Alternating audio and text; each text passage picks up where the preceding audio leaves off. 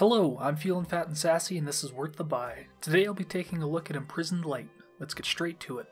The core gameplay loop consists of killing enemies, collecting the souls they drop to fill your magic bar, and powering up the crystal with your magic bar to get to the next level. The core of the game is executed very well, for the most part. The player hurt boxes are very fair, being slightly smaller than the player's sprite. You never get hit by something you think you shouldn't have. Melee hitboxes stay out for several frames, making it much easier to hit enemies while moving. Movement is extremely responsive and easy to control, however there is a glaring fault. There's no variable jump height. Pressing the button moves your character upwards a fixed distance.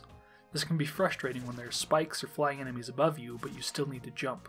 Speaking of spikes, they're bullshit. They blend into the ground and you can hardly see them, and to exacerbate that, the levels are randomly generated so you never know where to expect them. Let's talk a little bit about the level design. This is often a selling point, but I find it to be a pain in the ass in this case.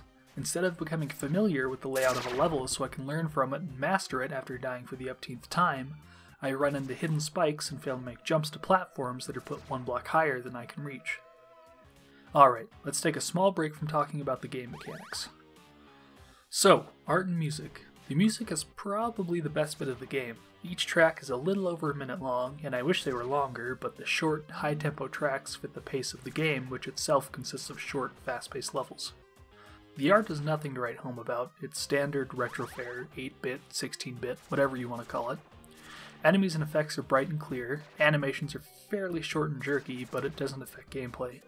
The menus look nice and clean, and the volume settings even have different sliders for music and FX, but beyond that, the options available are extremely bare bones. The game has keyboard and controller support, at least for Xbox controllers, however it does not have rebindable controls. The controls are serviceable, but if you have a situation that requires you to use alternate controls, you're up shit creek. The game has a tutorial in the form of several screenshots with developer comments overlaid to tell you how the game is played. It's definitely not ideal and it doesn't explain everything. The character select screen is laid out pretty well. It shows the different stats each character has as well as an animation showing each character's alternate form. This takes a portion of your magic bar to activate and grants you different, more powerful attacks and lasts maybe 20 seconds. The game has no indication of when it's about to end, so you have to gauge that yourself. Let's talk a bit about the UI.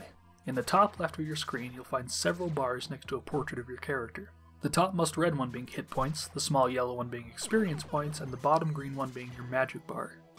Killing enemies gives you experience, and when the bar is full, you're able to level up one of your stats: magic bar size, HP, attack damage, or speed.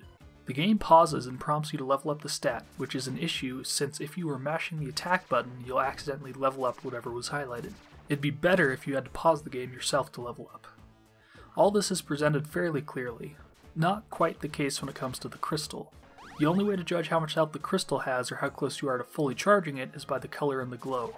It's a huge oversight, especially since protecting and charging the crystal is the entire point of the game. It's extremely frustrating when the crystal is glowing like a small sun but still hasn't fully charged. Fortunately, there's a mechanic in place that can be useful in situations like that when you're in a pinch. If your magic bar is empty, you can power the crystal with your HP instead.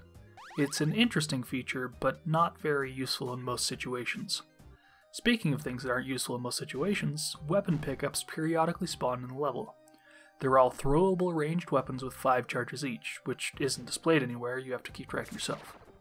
Maybe a quarter of the weapons do enough damage to kill a monster in 2 or less hits, and at that point you'd be better off using your regular attacks. Like much of the game, they're not thought out or designed very well. If they were going for an NES vibe, they nailed it with the unintuitive and vague gameplay elements. Oh, and the game is completely unbalanced for single player. The amount of enemies and their health don't scale to the number of players, so the more players you have, the easier the game is. Playing by yourself, you reach a point where the levels are nearly impossible to beat. I want to like this game, but there's so many small things, and a few big ones, that are wrong with it. It's not a bad game, it's just very mediocre, and with a few changes, it could be a good game. Really, I can only say this is worth the buy if you have some friends for local co-op, you want something new to play, and you have $2 to burn. I'm feeling fat and sassy, and this has been worth the buy. Thanks for watching.